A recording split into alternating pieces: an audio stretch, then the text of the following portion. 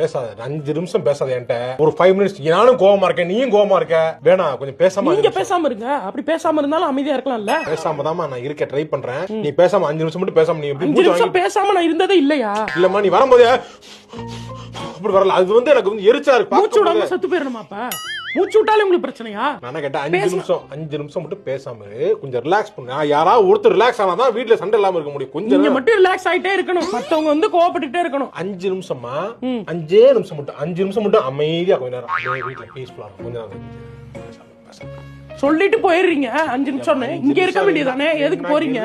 பேசாதம்மா.